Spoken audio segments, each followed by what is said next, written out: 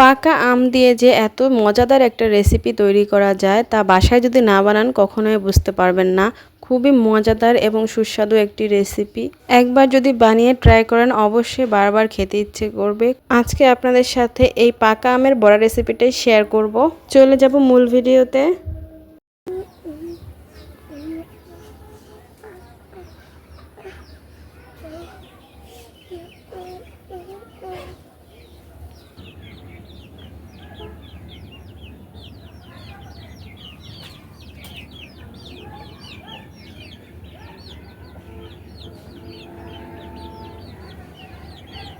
So hello everyone, আসসালামু আলাইকুম। আশা করি সবাই ভালো আছেন। আলহামদুলিল্লাহ আপনাদের দোয়ায় এবং আল্লাহর রহমতে আমিও অনেকটা ভালো আছি। যে বা যারা যেখান থেকে আমার এই ভিডিওটি দেখছেন তাদেরকে জানাই অসংখ্য ধন্যবাদ। আর ভিডিওটা যদি একটু হলেও ভালো লাগে অবশ্যই লাইক, কমেন্ট, শেয়ার এবং সাবস্ক্রাইব করে আমার পাশেই থাকবেন। আজকে বানাবো পাকা আমের বড়া রেসিপি। তো এই পাকা আমের বড়া তৈরি করার জন্য প্রথমে কিন্তু আমি এই আমগুলোকে ভালোভাবে ধুয়ে নিয়েছি। এখন আমি এই তিনটি আমি একটু একটু করে খুব ভালোভাবে উপরের খোসাগুলো হাত দিয়ে ছাড়িয়ে নেব। তো মাশাআল্লাহ আমের কালারটা কিন্তু খুবই সুন্দর আর ভেতরে তেমন পোকা বা কোনো কিছু হয়নি। আমগুলো একদম ফ্রেশই আছে। তো আমার কিন্তু এক এক করে প্রায় তিনটা আমি ছোলা শেষ। এখন হচ্ছে আমি আমগুলোকে হাত দিয়ে আটি থেকে আলাদা করে ছাড়িয়ে নেব। দেশের যে পরিস্থিতি, এই পরিস্থিতিতে একদমই নিজেদের মনটাও ভালো নেই, খুবই খারাপ অবস্থা। তারপরেও কিছু করার নেই, যেহেতু একটা চ্যানেল খুলেছি আর কাজ করতেই হবে, সেই কারণে হচ্ছে কাজ করা। কিন্তু মন মানসিকতা আসলে একদম ভালো নেই। তো যাই হোক, আমি কিন্তু আমগুলো হাত দিয়ে একদম গালিয়ে নিচ্ছি, আটিগুলো আলাদা করে ফেলবো। তো মাশাআল্লাহ আটি ছাড়ানোর পরে দেখেন মাত্র তিনটা আম থেকে অনেকখানি কিন্তু আম বের করা হয়েছে। আর সেগুলো কিন্তু আমি ব্লেন্ডার করে নিয়েছি, একদম যেন কোনো আঁশ না থাকে। এমনিতেও আমগুলোতে আঁশ ছিল না, তারপর একদম ব্লেন্ড করে নিছি। আর যে যে উপকরণগুলো লাগবে সেগুলো আমি রেডি করে নিয়েছি। তো ফার্স্টে দিয়ে দিলাম বলের মধ্যে হচ্ছে ময়দা। তো আপনারা যেরকম নেবেন সেই পরিমাণে নেবেন। তো আমাদের বাসার মানুষ একটু বেশি, তো আমি একটু বেশি বেশি পরিমাণে নিয়েছি। তারপরে দিয়ে দিয়েছি চালের গুঁড়ি। আর এবার দিয়ে দেব সুজি। এই সুজিটাকে আমি ভিজিয়ে রেখেছি 10 মিনিট মতো। আর এখন দিয়ে দেব হচ্ছে চিনি। তো চিনির পরিমাণটা যে যেরকম খান সেরকমই দিবেন। আমাদের আমগুলো খুবই মিষ্টি ছিল, এই কারণে হচ্ছে আমি চিনিটা কম দিয়েছি। কারণ আম যেহেতু এত মিষ্টি, চিনি দেওয়ার মানে বেশি চিনি দেওয়ার প্রয়োজন নেই। তারপরেও যে যেরকম মিষ্টি খেতে পছন্দ করেন ওই রকমই দিবেন। আর এখন দিয়ে দেব হচ্ছে যে আমগুলো আমি আটি থেকে ছাড়িয়ে রেখেছিলাম সেই আমগুলো। তো আমগুলো কিন্তু দেখেন একদম ব্লেন্ড করে মিহি করে নিয়েছি, এখানে কোনো আঁশ জাতীয় কোনো কিছুই নেই। তো এখন হচ্ছে পরিমাণ মতো দিয়ে দিব। তো আমি প্রথমেই সবগুলো দিইনি, অল্প দিয়েছি, একটু রেখে দিয়েছি, যদি লাগে তারপরে দিব। তো আমার হচ্ছে কিছুদিন আগে একটু হাতটা কেটে গিয়েছিল, তাই ওই জিনিসটা দিয়ে আসলে আমি করতে পারতেছিলাম না, আমার হাতে লাগতেছিল।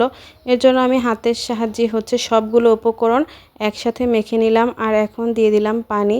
তো মেখে আবার দেখব, যদি প্রয়োজন হয় আবারও একটু পানি দেব। আস্তে আস্তে মেখে মেখে দেখতে হবে, যেহেতু আমি এটা বড়া বানাবো।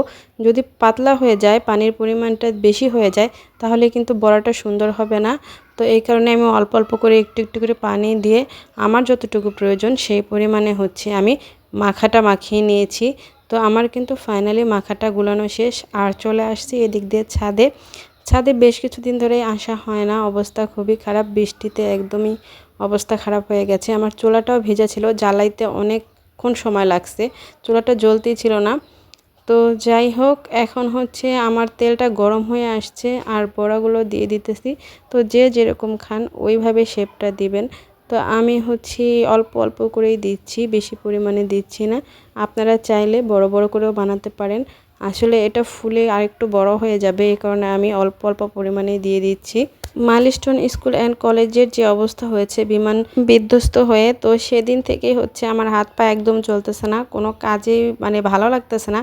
আসে না যে সব কাজে মনে একটা ফুর্তি থাকে, তো সেটা আসতেছে না। যত যাই করতেছি জোর করে, মনের অবস্থা আসলেই খুবই খারাপ। এতগুলো শিশু বাচ্চার অবস্থা দেখে আসলে ঠিক থাকা যায় না। কারণ আমিও তো একজন মা হয়ে বুঝতে পারি আরেকজন মায়ের যন্ত্রণা। যার গেছে সেই বুঝে, আরেকজন কিন্তু কখনোই বুঝবে না। তো মাশাল্লাহ দেখেন এদিক দিয়ে কিন্তু পিঠেগুলো ফুলে মাশাল্লাহ অনেক বড় বড় হয়ে গেছে, একদম ফুলে ফুলে একদম দেখেন খুবই সুন্দর হয়েছে কিন্তু পিঠাগুলা।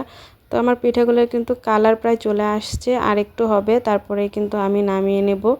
একটু কালারটা হচ্ছে লাল লাল হলে মানে দেখতেও যেমন ভালো লাগে, খেতেও ভালো লাগে।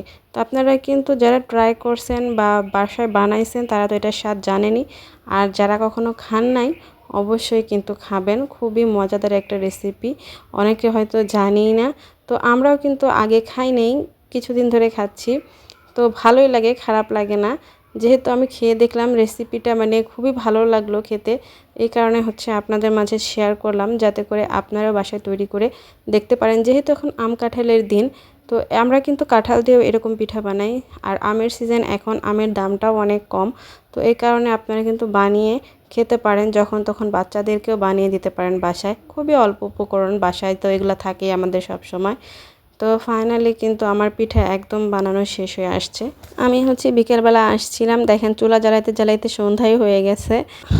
অনেক গরম, আসলে আমি হাত দিয়ে ধরতে পারতেছিলাম না। পিঠাটা যেহেতু একদমই গরম, ভিতরে কিন্তু খুবই সফট আর মানে মচমচে ছিল, যেহেতু চালের গুঁড়া দিয়েছি।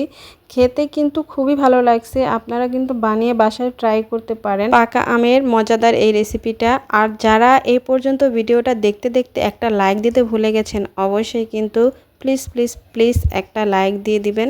আর ভিডিওটা ভালো লাগলে অবশ্যই লাইক, কমেন্ট, শেয়ার এবং সাবস্ক্রাইব করে আমার পাশেই থাকবেন। আজকে এই পর্যন্তই, ভালো থাকবেন সবাই, খোদা হাফেজ।